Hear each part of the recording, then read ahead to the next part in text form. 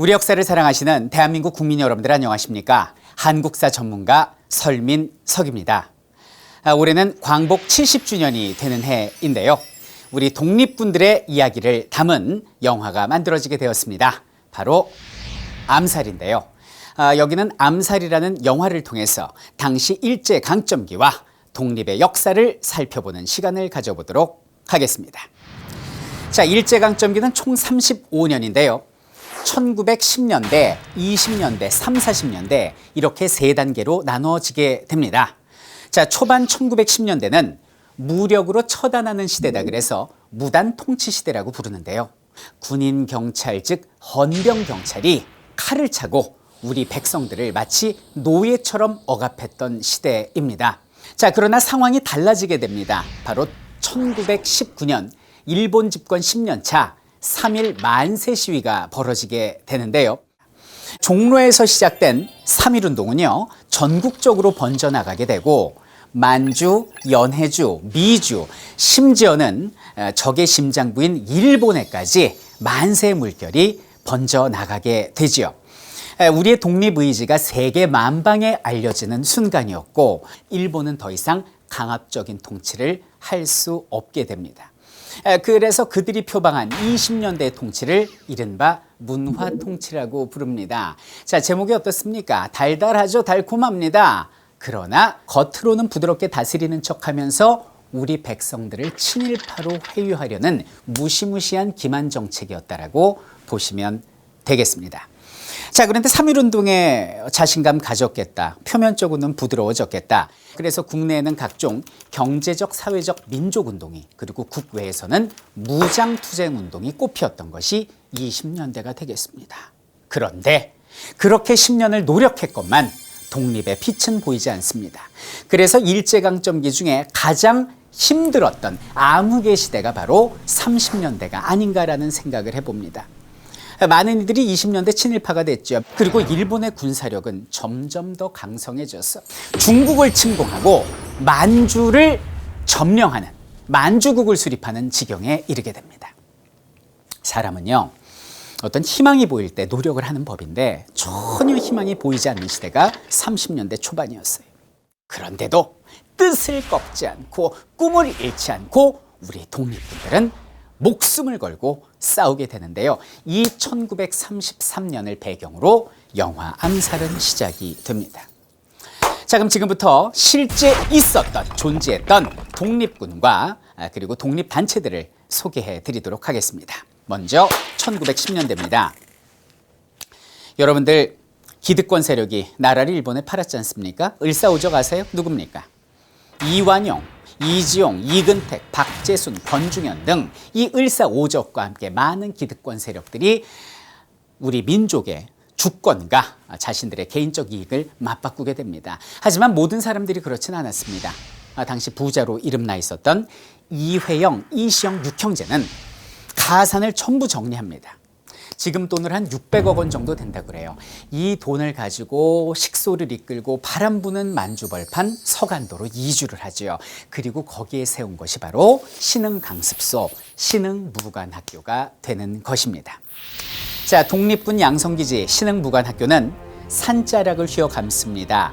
18개의 교실이 동으로 이루어져 있는데요. 산 아래에는 평지의 연병장이 있어서 오전에는 역사, 지리, 산술, 화학 12개의 일반 과목을 그리고 오후에는 군사훈련을 받게 됩니다.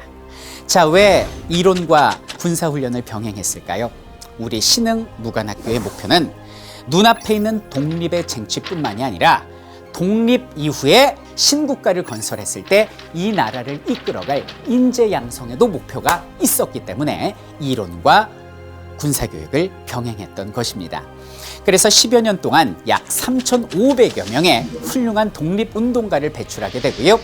이들은 청산리 대첩에도 참여를 하고 의열단, 대한민국 임시정부 그리고 한국 독립군 등 수많은 전투와 수많은 단체에서 활약을 하게 되니 우리나라 독립군의 뿌리다라고 말할 수 있겠습니다. 영화상에 나오는 속사포도 바로 이 학교 출신이 되겠습니다. 자, 이번엔 1920년대로 가보겠습니다. 가장 빛나는 전투가 있었다면 바로 독립전쟁 청산리 대첩일 겁니다. 자, 여기는 청산리에 매복해 있던 우리 독립군이 3천여 명의 일본인들을 처단했던 엄청난 큰 승리죠. 그래서 이것을 청산리 대첩이라고 부릅니다. 그러나 아픔도 동반이 됩니다. 당시 독립군들을 숨겨주고 그리고 보호해 줬다라는 명목으로 저기는 간도에 사는 우리 백성들을 무차별 살상했으니 이것이 바로 간도참변, 경신년에 벌어졌다고 해서 경신참변이라고 합니다. 당시 북미에 미국, 캐나다 선교사들이 남긴 기록이 있는데요. 집집마다 한 채씩 전소가 되고 그리고 청년들은 그 자리에서 사살합니다. 그리고 불타는 집에서 뛰어나오면 어린이건 노인이건 여성이건 모두 학살을 합니다. 당시 독립신문의 기록에 따르면 약 3,700여 명의 죄 없는 민간인들이 집단 학살을 당하게 됩니다. 이대로 있을 수 없습니다. 그들에게 반격을 가해야 됩니다. 의로운 일을 맹렬히 추진하는 단체가 만들어집니다. 바로 3.1운동 직후에 만들어진 약산 김원봉의 의열단을 소개합니다. 의열단은 국내에 박재혁, 나석주, 최수봉, 김익상 등 수많은 독립전사들을 파견을 했어. 적의 심장부인 조선총독부, 그리고 종로경찰서, 동양척식주식회사, 부산경찰서까지 모두 폭탄을 던져버리죠. 총격전을 벌이는 쾌거를 이루게 됩니다. 그리고 우리 대한민국 임시정부에서도 의거단체를 만들었으니 바로 한인애국단이라는 의거단체를 훗날 만들게 되는데요. 대표적인 의사로서 윤봉길 선생님이 계십니다. 윤봉길 선생님은 상하이 홍코공원에 모여있는 적 장성들, 장군들에게 수통폭탄을 던지셔서 치명적인 피해를 입히신 분이고요. 당시 중국 국민당의 장제스가 100만 중국인도 해내지 못하는 일을 조선 청년 한 명이 했구나. 내가 앞으로 임시정부를 지원해주마 라는 지원을 받게 되는 쾌거를 이룬 것이 바로 윤봉길 의사가 됩니다. 그 영화를 보시면 그 2차 세계대전이 끝나고 일왕을 대신해서 일본 외상이 불편한 다리를 이끌고 서명하는 장면이 나오는데 그 사람이 바로 시게미스 마모루라는 자인데요. 그가 다리가 불편해진 것이 바로 윤봉길 의사의 투탄 의거 때문이다 라고 알아두시면 되겠습니다. 누나 무조건 살아서 돌아와. 이따 새벽 때 전투나 잘해. 다녀올게. 같은 시기 만주에서도 활약했던 부대가 있었는데요. 바로 한국 독립군이었습니다. 사령관은 지청천이라고 불리우는 이청천이라고도 불리우는 장군이었는데요. 영화에 나오는 주인공 안오균이 바로 여기는 한국 독립군 저격수 출신입니다. 자, 그러면 정말로 그 치열한 그 독립전쟁에서 연약한 여자의 몸을 이끌고 일본군과 전투를 벌였던 여자가 과연 있을까라는 생각을 할 수 있는데요. 있었을까요?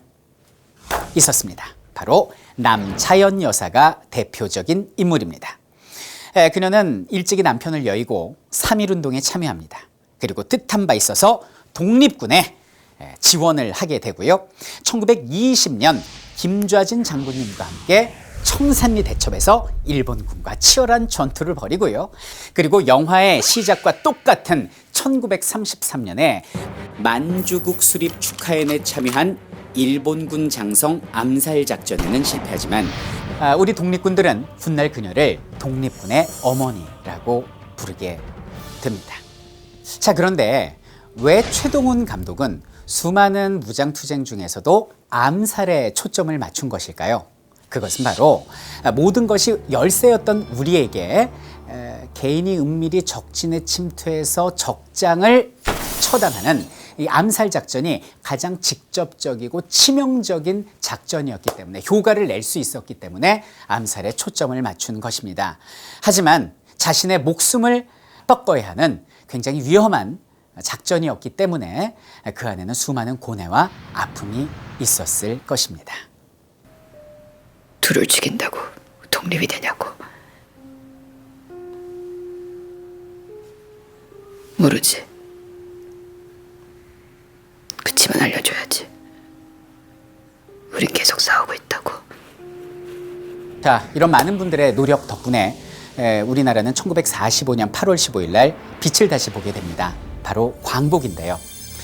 광복 다음 달에 우리의 의지와는 상관없이 강대국들의 이념의 잣대 아래 남북이 분단되게 됩니다. 사회주의 이념을 가지고 있었던 독립군들은 북한의 인민군으로, 그리고 자유주의의 이념을 가지고 있었던 독립군들은 남한의 국군으로 갈라지게 되고요. 광복 5년 뒤인 1950년 6월 25일 날 동족 상잔의 비극이 전개되게 됩니다.